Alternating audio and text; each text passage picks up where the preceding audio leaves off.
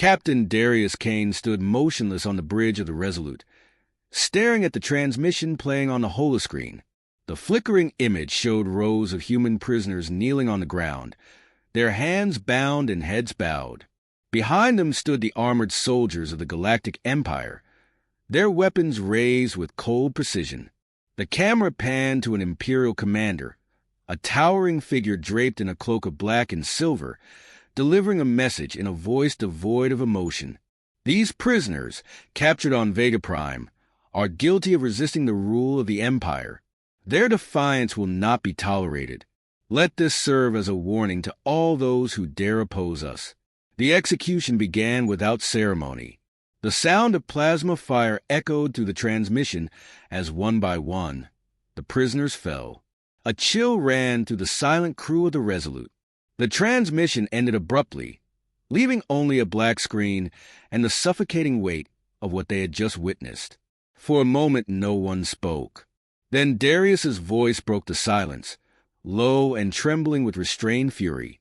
Broadcast this to the Terran Assembly. Let every colony see what they've done. Sir?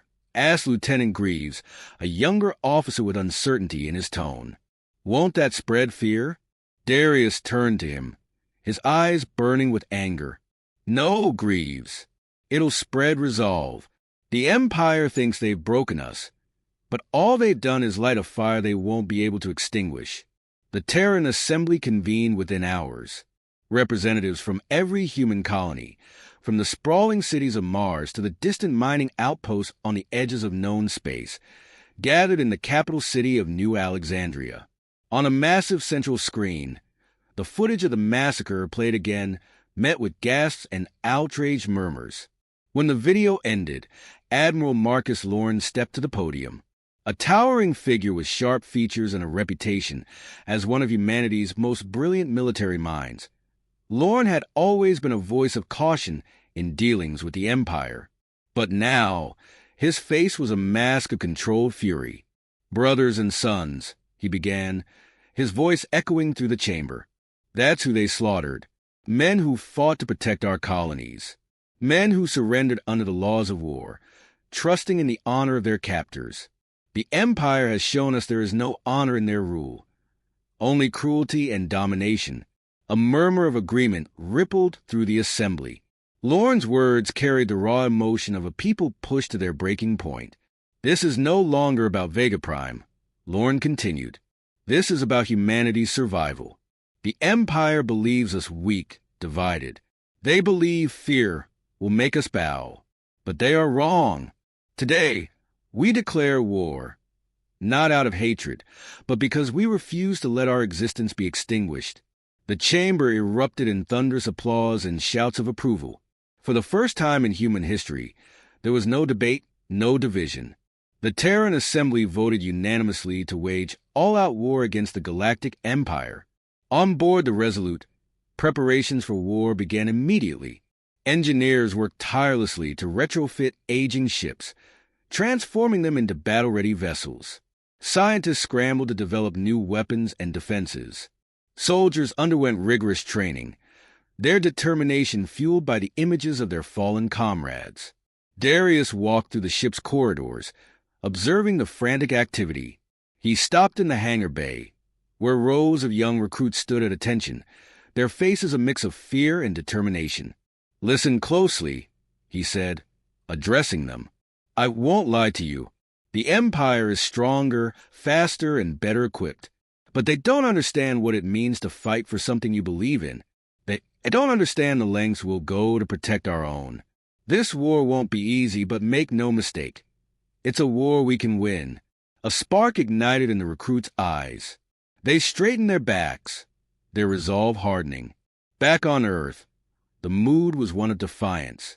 Streets once filled with apathy were now alive with protests, rallies, and volunteers signing up for the war effort. Factories churned out ships, weapons, and supplies at an unprecedented pace. The massacre on Vega Prime had unified humanity in a way nothing else ever had. In a quiet corner of the Terran military headquarters, Admiral Lorne met with a council of senior officers. Holographic star maps floated above the table, marking key Imperial strongholds and human colonies. Our strategy will be unconventional, Lorne said. We can't face them head-on. Instead, we'll hit them where they're weakest: supply lines, isolated fleets, vulnerable outposts. This will be a war of attrition, fought on our terms. And the risks? Asked General Vargas, a grizzled veteran. High, Lorne admitted. But the alternative is extinction. The room fell silent. Then Vargas nodded. Let's make them regret underestimating us. As humanity prepared for war, a sense of purpose settled over the galaxy's scattered colonies. The massacre had become a rallying cry, a symbol of the stakes they faced. Darius stood on the bridge of the Resolute, staring at the vastness of space through the viewport. He clenched his fists, his mind replaying the horrors of Vega Prime. They'll pay for what they've done, he murmured. Every last one of them. And so, the stage was set. Humanity, once fractured and hesitant, now stood united in the face of annihilation. The war they were about to wage would determine not just their future, but their very existence. The early days of the war were marked by desperation and ingenuity. Humanity's fleets were vastly outmatched by the Galactic Empire's overwhelming firepower and advanced technology. The Terran Navy, a patchwork of retrofitted civilian ships and aging military vessels, faced an enemy with centuries of experience in galactic warfare. Yet, where the Empire relied on superiority, humanity turned to resourcefulness. Captain Darius Kane, now a key figure in the war effort, stood on the bridge of the Resolute, a battle-scarred destroyer that had seen action in countless skirmishes. The crew was exhausted but resolute. Before them stretched the Orion Nebula, a swirling expanse of gas and debris that offered both danger and opportunity. The Empire's fleet will be on us within the hour, said Lieutenant Greaves, his voice tense as he scanned the tactical display. Good, Darius replied, a faint smile tugging at the corners of his mouth. Let them come. They think they're hunting us, but they've walked straight into our trap. The trap was simple in concept, but daring in execution. Using the dense nebula as cover, the Terran fleet had scattered into smaller groups, each equipped with stealth emitters salvaged from captured Imperial ships. As the Empire's larger fleet entered the nebula, their long-range scanners faltered and their formations grew disorganized. Captain, they've split into 3 groups, reported Greaves, excitement creeping into his voice. Just as you predicted. Good. Signal the fleet. Execute Plan Amber. The Resolute surged forward, its engines flaring as it led a squadron of smaller vessels toward the nearest Imperial formation.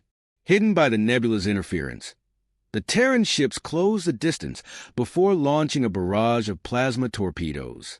The Imperial ships, caught off guard, scrambled to return fire, but their heavy cruisers were too slow to respond. The nebula lit up with explosions as one Imperial ship after another was crippled or destroyed. The remaining Terran ships emerged from the fog, targeting the Empire's exposed supply vessels. By the time the battle ended, the Empire's fleet had been forced into retreat, leaving behind wreckage and valuable resources for humanity to salvage. Despite the victory, the war was far from over. The Empire, enraged by their defeat, launched a counteroffensive that targeted key human colonies.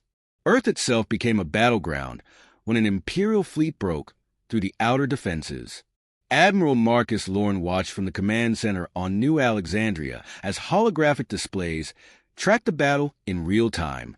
The Empire's ships were advancing steadily, their weapons devastating human defenses.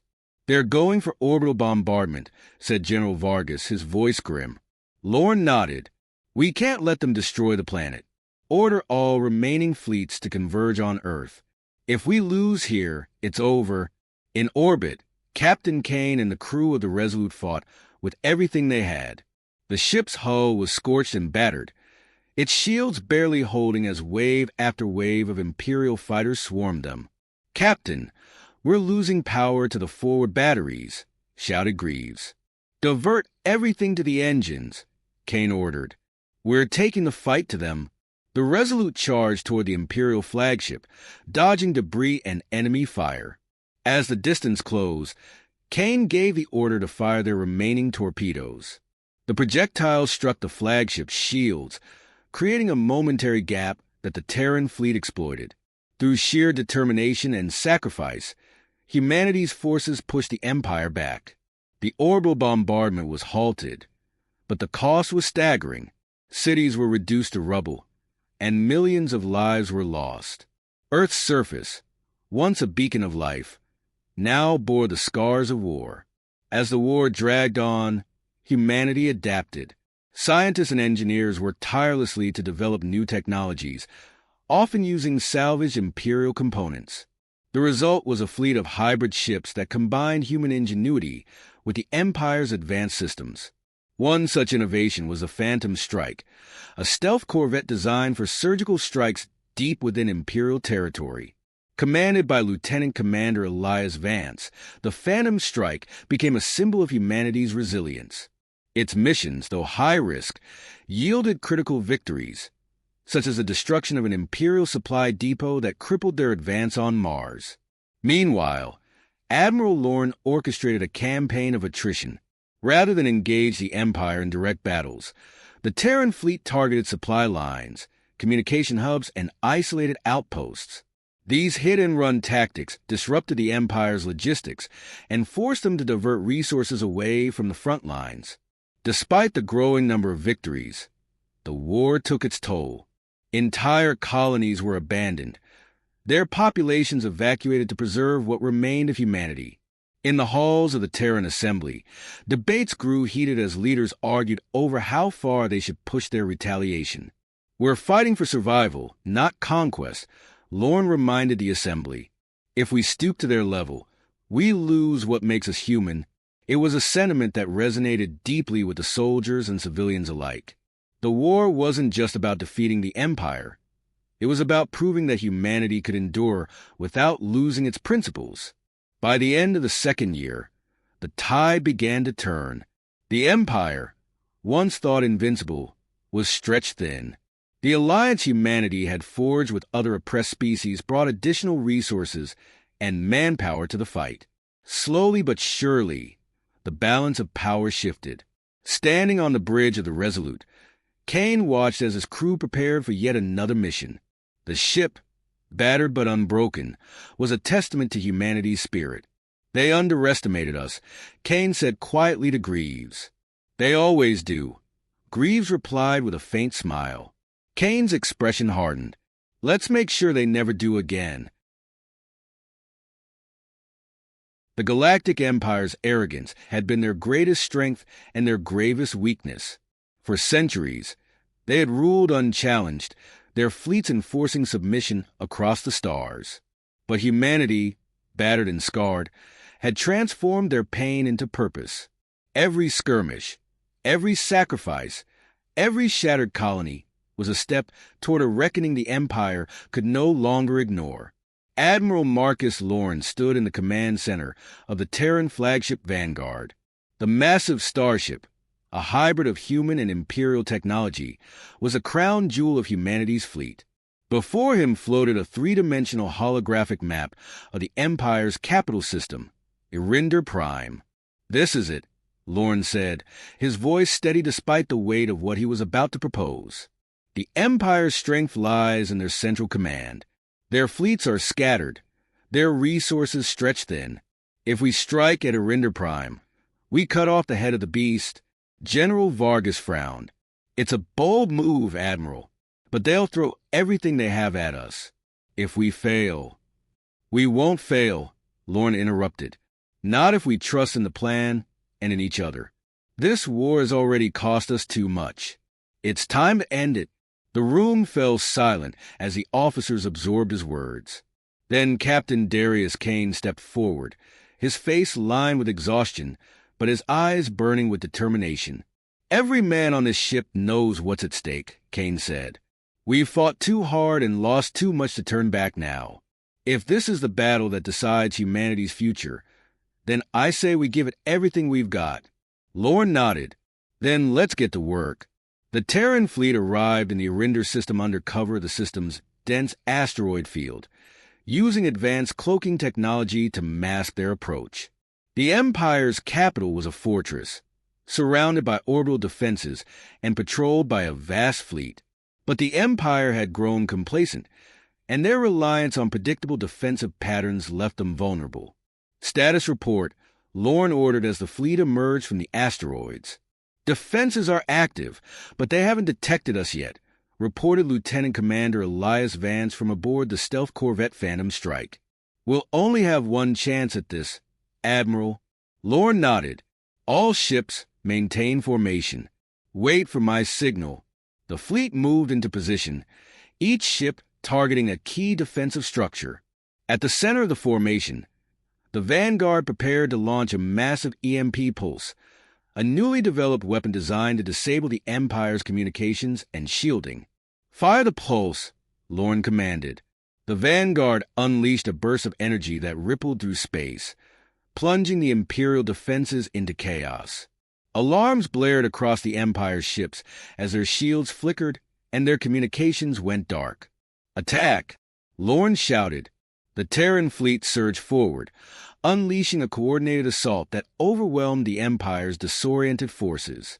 The Resolute, leading a squadron of corvettes, targeted the orbital platforms, their precise strikes disabling the Empire's primary defenses. On the surface of Arinder Prime, a strike team led by Lieutenant Vance infiltrated the Imperial Palace. Their mission was simple but perilous.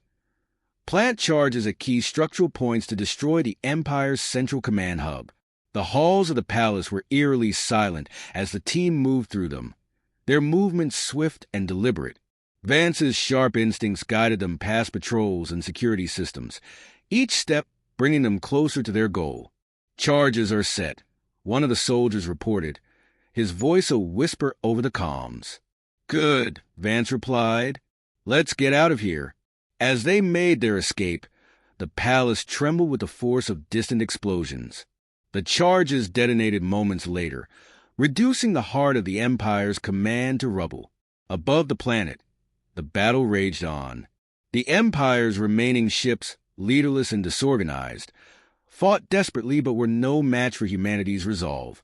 Captain Kane guided the Resolute through the chaos, its guns blazing as it tore through enemy lines. We've got them on the run, shouted Greaves, his voice filled with exhilaration.